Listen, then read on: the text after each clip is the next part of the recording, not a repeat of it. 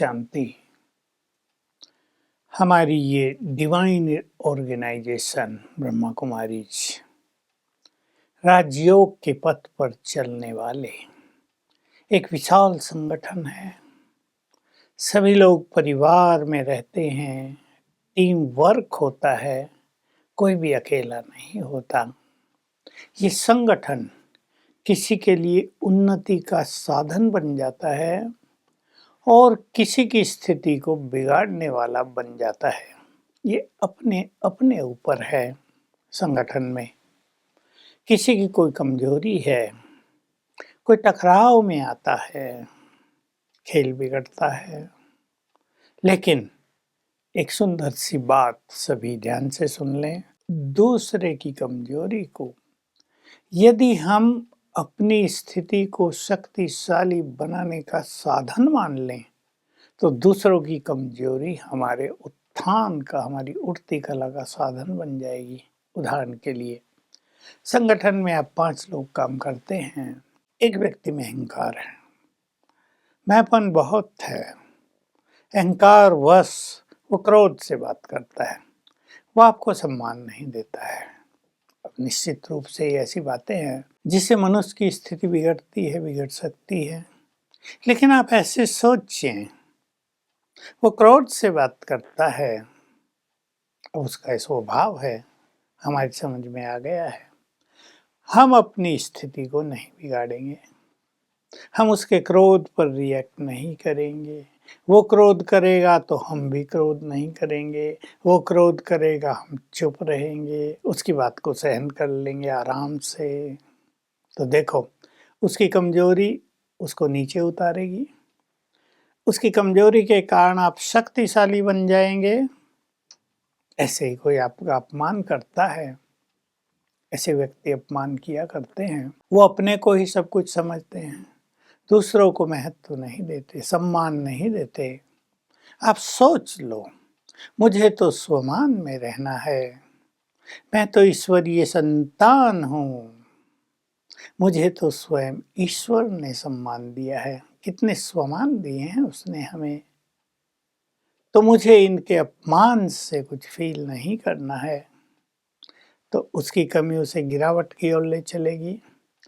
आप इसमें अचल अडोल रहेंगे, अप्रभावित रहेंगे, आप उड़कर शिखर पर पहुंच जाएंगे।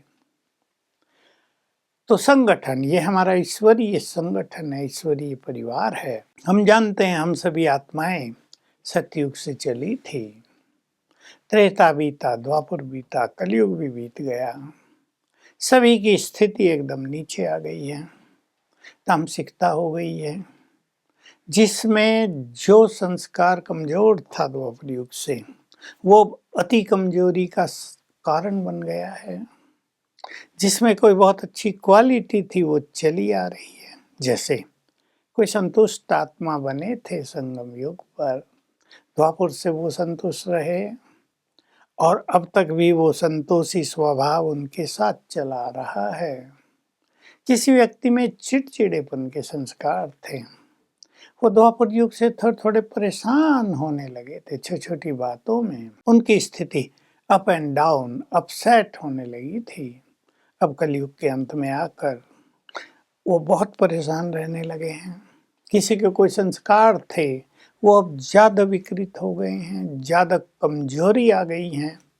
हम सब अपने संगठन को अच्छी तरह से जानते हैं, लेकिन ये देव कुल की महान आत्माओं का संगठन है, जो फिर से अपने इस देव देवी स्वरूप को धारण करते जा रहे हैं, जो मनुष्य से देवत्व की ओर चल रहे हैं। देखिए, ये सब कितने समझदार, बुद्धिमान और भाग्यवान हैं कि इस धरा पर आए हुए परमात्मा को इन्होंने पहचान लिया, पवित्रता धारण कर ली।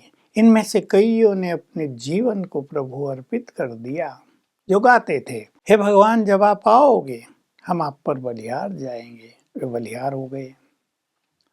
जिन्होंने केवल झूठ मूठ कहा था, दूसरों के साथ ढोल बजा कर गीत गाए थे, तन मन धन सब तेरा, वो वैसे ही रह गए।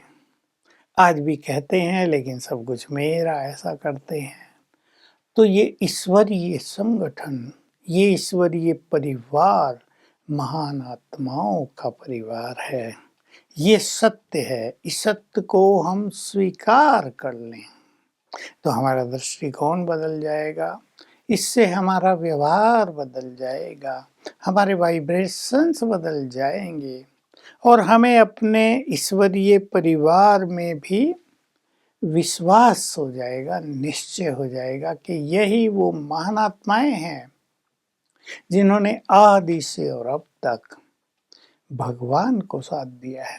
देखिए, भगवान तो सबको साथ देते हैं, उनका साथ हम मांगते आए हैं। उन आत्माओं की महानताओं पर आप नजर डालो जिन्होंने भगवान को साथ दिया। जब भगवान ने अपना ये रिवोल्यूशनरी काम शुरू किया सबको पवित्र बनाने का, इस धरा पर सत्य धर्म की और सत्य राज की स्थापना का, तो वो भी कूद गए इसमें। चाहे उनकी स्थिति अब कुछ भी हो, चाहे उनके संस्कार अब कुछ भी हो, लेकिन उनका कितना बड़ा योगदान था। अगर वो 100 लोग आ गए थे, चाहे वो कैसे भी थे, उस संगठन से ईश्वरीय कार्य को बल मिला ना। महात्मा गांधी ने आंदोलन चलाए थे, बहुत लोग उनकी दांडी यात्रा में शामिल हो गए थे, बहुत लोग उनके स्वतंत्रता संग्राम में शामिल हो गए थे। वो कैसे भी रहे हों, देखो उन्हें पेंशन मिली, थोड़ा बहुत समय जेल में चले गए, वो स्वतंत्रता सेनानी माने गए। तो भगवान के ये बच्चे महान आत्माएं हैं। हम इनके प्रति अपनी दृष्टि को बदलें, इनके प्रति अपने मन में सम्मान की भावना पैदा कर दें।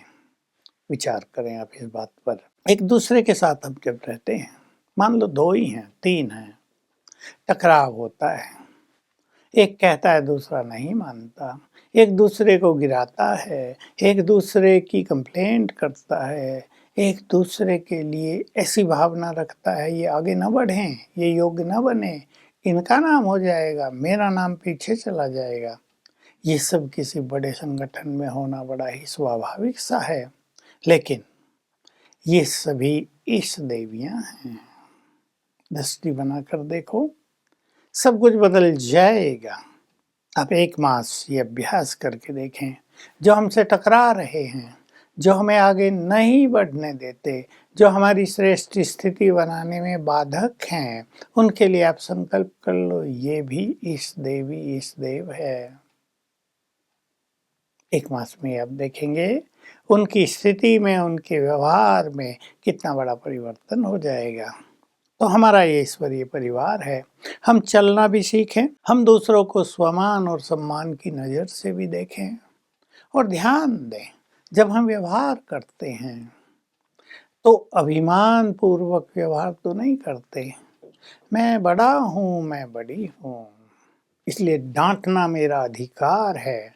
कहीं ये भावना, कहीं ये मान्यता तो हमने अपने जीवन में धारण नहीं कर ली है। कहीं हमारे व्यवहार से दूसरे लोग डिस्टर्ब तो नहीं हो रहे हैं। कई लोग ये भी कह दिया करते हैं गुस्से में, कोई डिस्टर्ब हो या हो ना हो, हम तो यही करेंगे। उन्हें पता नहीं चलता, इससे उनका सूक्ष्म पाप बढ़ता जा रहा है। और जब पाप भुगतना पड़ता है, हम देख रहे हैं साक्षी होके, तो कैसी दुर्गति होती है ऐसे बड़ों की, जो छोटों को प्यार से नहीं चलाते, जो छोटों को अपनापन नहीं देते, जो उन्हें छोटी छोटी बातों में परेशान करते हैं। कोई व्यक्ति समर्पित होकर हमारे पास आ गया है, बहुत ऊंची भावनाओं से आया है, उसके मन में कुछ बहुत अच्छी अच्छी उमंगें रही होंगी, लेकिन हमारा व्यवहार उसका सब कुछ चौपट कर डाले, उसे घर वापस जाने पर विवश कर दे, इसको महापाप माना जाएगा। और ऐसी करने वाली आत्माएं भी स्वयं दुर्गति को प्राप्त होती हैं, ये हम सब देख रहे हैं। इसलिए हमारा ये ईश्वरीय परिवार है, इसमें एक दूसरे को हम सम्मान दें, एक दूसरे को आगे बढ़ाएं। सभी तो महान आत्माएं हमारे पास नहीं आएंगी, कोई कैसा आएगा, कोई कैसा आएगा। सभी का सहयोग लेना ये एक बड़ी क्वालिटी है किसी मनुष्य आत्माओं की। कोई कैसा भी है उसको ईश्वरीय कार्य में लगा देना, ये बहुत बड़ी क्वालिटी है किसी निमित्त आत्मा की। तो हम अभिमान से बचें, अपमान करने से बचें, क्रोधवश बुरे वचन बोलने से बचें, तो हमारा संगठन हमें उन्नति के मार्ग पर ले जाने वाला होगा। सबको एक दूसरे से प्यार होगा, इस ईश्वरीय परिवार में जीने को मन करेगा और भगवान मिलन का सुख, उसका ईश्वरीय नशा भी सदा रहेगा। ओम शांति।